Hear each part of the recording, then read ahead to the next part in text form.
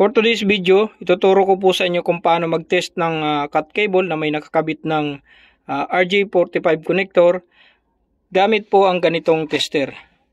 So kung interesado po kayong malaman at matutunan, panoorin nyo po hanggang sa matapos ang video na ito at ituturo ko po sa inyo.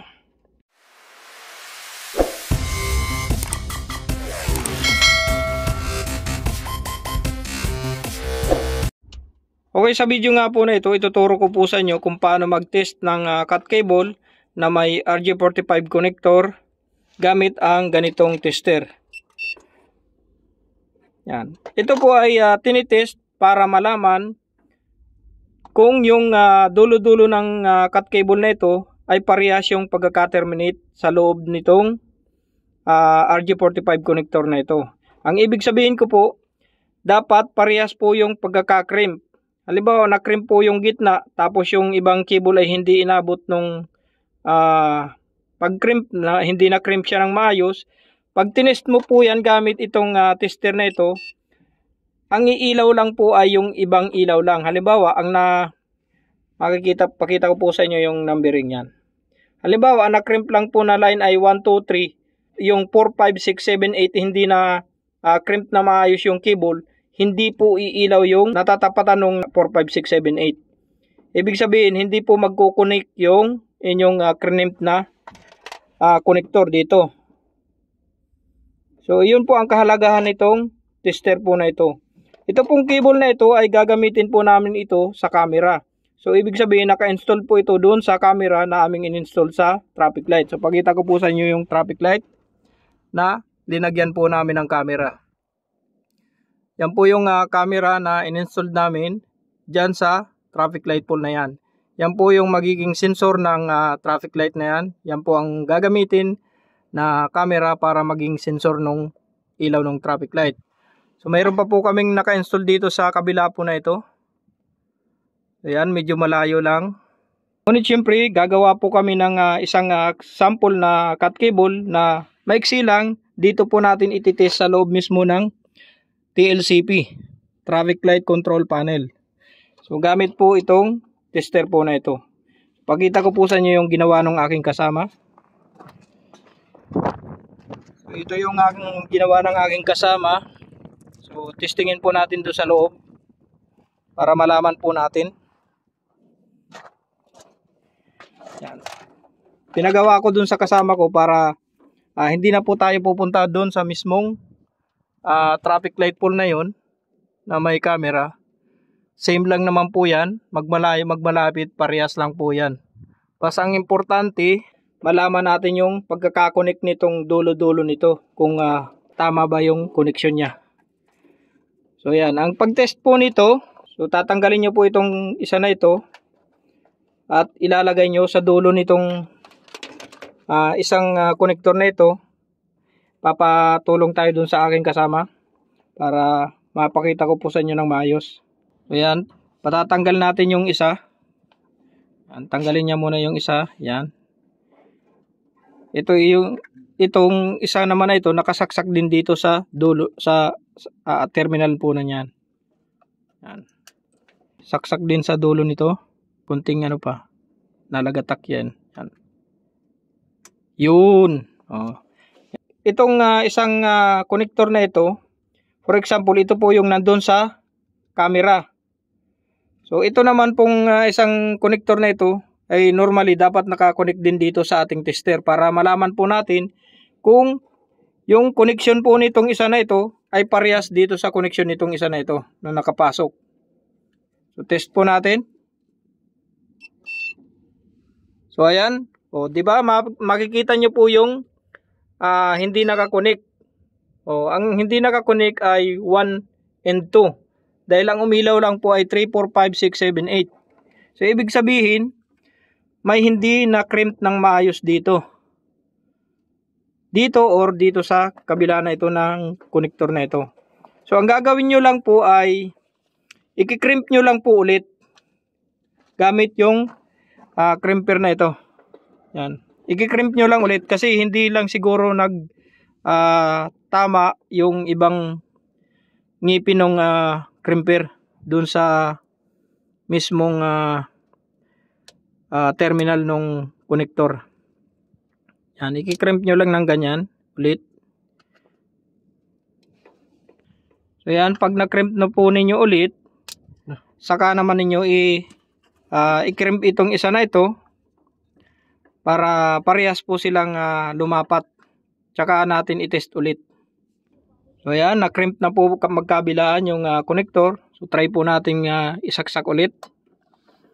Yan. Yun. Parehas na umilaw yung lahat. Ayan, umilaw na lahat. 1, 2, 3, 4, 5, 6, 7, 8. Yan. Ibig sabihin, okay na po yung connector natin. Nakalapat parehas yung connector natin dun sa mga cable na ipinasok natin. So, ganun lang po kadali mag-check ng ganitong cable. Pagka mag-test po kayo line to line ng cut cable, kung ganito man po ang gamit ninyo, napakadali lang po niyang gawin. Dito ako ngayon sa Manlip at pupuntahan ko itong isang camera na ito dito sa traffic light na ito para maipakita ko po sa inyo kung paano mag-test. Hindi lang katulad nung ginawa ko doon kanina sa loob ng panel. Para mapakita rin po sa inyo yung camera. Okay, puntahan po natin yung camera dyan sa taas. Okay, ito po yung camera na nakakabit po dito sa traffic light pole namin in-install. So sadya ko pong pinuntahan itong camera po na ito para maipakita po sa inyo kung paano i-test yung connector po nito. Yung isa po nating tester ay nandun po sa TLCP. Yung kasama ko po mag-ooperate noon, ang ikakabit lang po natin ay itong maliit po na paglalagyan po ng connector na nakalagay po dito sa camera para maipakita po sa inyo, hindi lang po katulad nung ginawa ko pong maiksi na cut cable. So linagyan ko lang ng magkabilaan ng RG45 connector. So same lang halos po ito, para ito po ay sadya ko nga lang pong pinuntahan para maipakita po sa inyo kung paano mag-test ng connector na nakakabit mismo dito sa camera. So tatanggalin ko lang po yung screw nut na yan na 4 para maibaba po natin yung camera at mahugot po natin yung connector. Yan, natanggal ko na po ang 4 na bolt nut dito sa holder ng mismong camera. So, pansamantala ko lang po munang ibababa itong camera para mahugot ko po itong connector niya dito sa terminal ng camera para ma-check po natin, para maipakita ko po sa inyo kung paano mag-check dito mismo sa camera. At yung isang connector ay nandun po sa kasama ko po na yan sa loob ng LCP. Siya po yung mag-test doon ng line kung parehas po yung nakakonect dito sa camera po na ito. Okay, start na po nating bunutin to para mailagay po natin yung isang connector. So yan. So, lagay ko lang po saglit itong pang test natin. So, isaksak lang po natin dito sa kanyang terminal din. Yan. Yan. Okay, papacheck natin dun sa kasama ko kung okay yung connection nito. So, hawakan lang muna saglit natin itong camera kasi. So, ayan. Tingnan natin. So, okay! Ayun, nagsisinyas lang siya kasi malayo ko sa kanya. So, ayan mga kaibigan, okay na yung connection nito. Sabi nung aking kasama dun sa loob ng TLCP. Balik na po natin tong screw nut niya at yung connection nitong RG45 na ito dun sa loob ng terminal ng camera. Kaya ulitin ko mga kaibigan, kapag nagtitest po kayo ng ganitong cut cable at nakakonect po yung inyong isang terminal dito sa kabila ng tester at nakakonect din dito sa tester yung isang connector nyo na RG45 connector.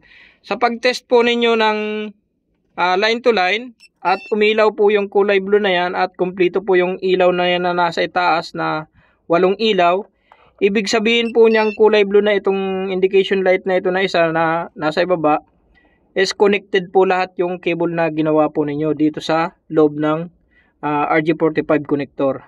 So ganun lang kadali mga kaibigan maggamit ng ganitong tester at napakasimple lang gawin ito. Basta tatandaan lang po ninyo kung ano po yung mga ibinahagi po namin sa video na ito, kung paano po namin ginawa at kung paano kami nag-test ng ganitong cable. So I'm sure na makukuha nyo po yan mga kaibigan. So ayan, bago ko po tapusin ang video na ito, syempre kung bago ka pa lang po sa aking YouTube channel, please subscribe our channel, Rico Tutorial TV, and syempre pakahit na po ng notification bell para updated po kayo sa mga susunod ko pa na video na i-upload. Maraming salamat and God bless po sa lahat.